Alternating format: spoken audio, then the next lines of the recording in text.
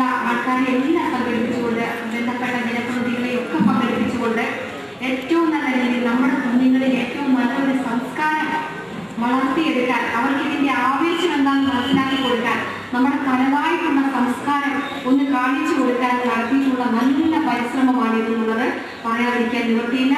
ഇത് വലിയ ഏറ്റവും നല്ല റിസൾട്ട് ഉണ്ടാക്കുമെന്നുള്ളതിനും ഞങ്ങൾക്ക് സംശയമില്ല.